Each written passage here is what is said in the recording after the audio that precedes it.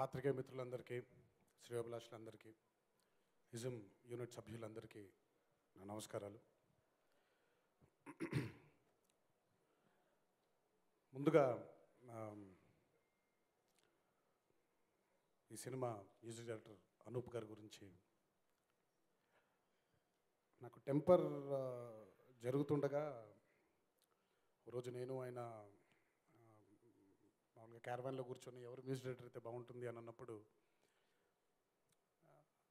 మీ ఇష్టం అంటే నేను ఆయన భయ్యా భయ్యా అని పిలుచుకుంటాం. సో భయ్యా మీ ఇష్టం భయ్యా అన్నాడు ఆయన. భయ్యా నాకెందుకో ఈ అనూప్ రూబెన్స్ అనే వ్యక్తితో చేద్దామని ఉంది, ఆయన పెట్టుకుంటే బాగుంటుంది కదా మన టెంపర్కి అని అడగడం జరిగింది. ఏం భయ్యా ఏంటి అనూప్ అంటే నాకు ఐ పర్సనలీ ఫీల్ దట్ ఈరోజు తెలుగు ఫిలిం ఇండస్ట్రీలో ఈ జనరేషన్లో ఉండే మ్యూజిక్ డైరెక్టర్స్లో అనూప్ ప్రజెంట్ చేసేటువంటి మెలడీ సాంగ్స్ని ఇంకెవరు ప్రజెంట్ చేయలేరు అనేది నా గట్టి నమ్మకం. ఆయన ట్రాక్ రికార్డ్ చూసుకుంటే ఆయన చేసినటువంటి మనం సినిమా కానివ్వండి, టెంపర్లో ఒక పాట కానివ్వండి, ఈరోజు ఈ సినిమాలో ఉండే పాటలు కానివ్వండి, అంతకుముందు చేసిన ఇతరత్ర సినిమాల్లో కానివ్వండి, I think Anoop is the best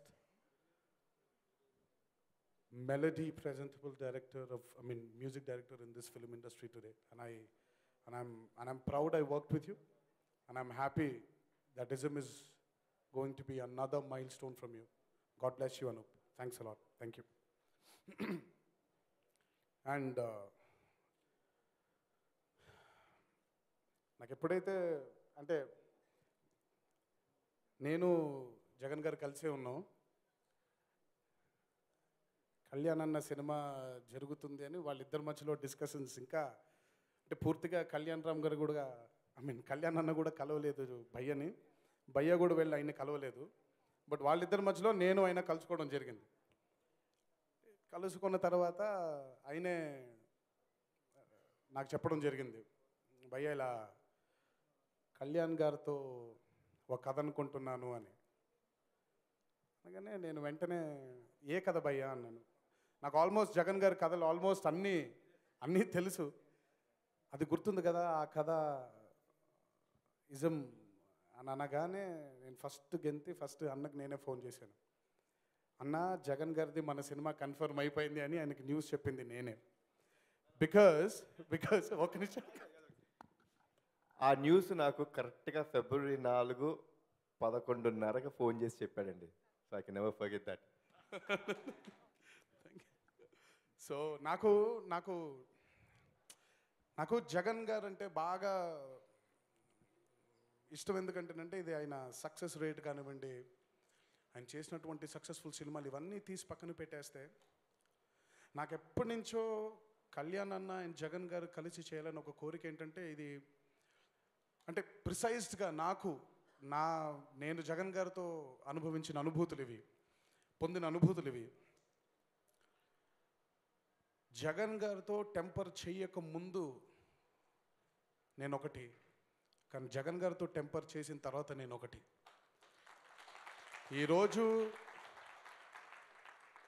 నాలో ఇంత కాన్ఫిడెన్స్ పెరిగింది అంటే, నాలో ఇంత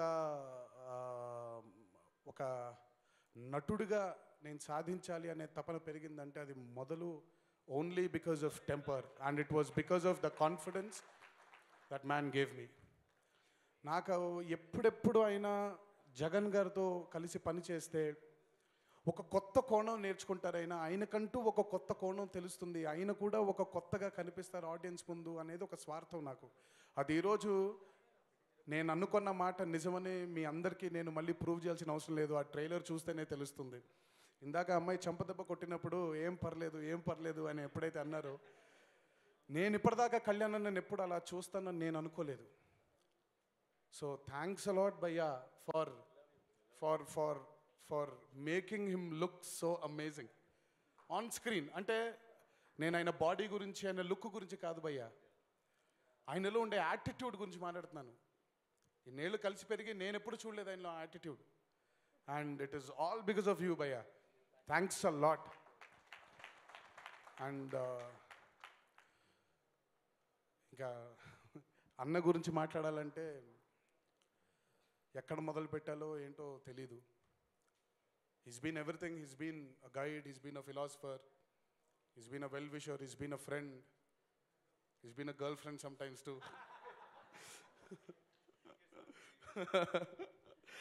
అండ్ నిజంగా ఈ సినిమాకి ఆయన పడ్డ కష్టం ప్రత్యక్షంగా చాలాసార్లు నేను చూడడం జరిగింది. కష్టం అంటే కేవలం ఆయన బాడీ విషయం గురించి నేను ఆ బాడీ గురించి ఎక్కువ మాట్లాడను. బట్ ఆయన స్వతహాగా ఒక నటుడిగా ఆయన పడ్డ కష్టం అంతా ఇంత కాదు. అండ్ ఆ కష్టం కోసమైనా ఆ కష్టం చూసి నాకు నమ్మకం కలిగింది. ఇజం అనేది ఆయన కెరియర్లో వెనక్కి తిరిగి చూసుకుంటే ప్రథమంగా ఇజం అనే చిత్రం నిలబడుతుంది అనే గట్టి నమ్మకం నాకు.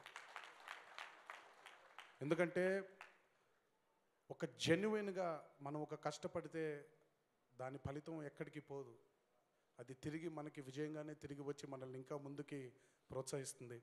సో అలాంటి విజయం తప్పకుండా ఇజం ఫిలిం ద్వారా కళ్యాణ్ అన్నకి దక్కుతుందని మనసా వాచా కర్మన నమ్ముతున్నాను. ఆ దేవుణ్ణి కూడా ప్రార్థిస్తున్నాను.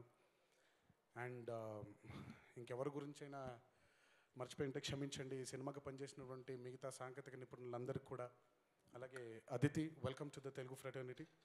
అండ్ భాస్కర్ భట్ల గారు ఎన్నో అద్భుతమైన పాటలు రాసిన లిరిసిస్ట్ ఆయన కూడా ఈ సినిమాకి ఎంతో అద్భుతంగా ఆయన లిరిక్స్ రాయడం జరిగింది. ముఖ్యంగా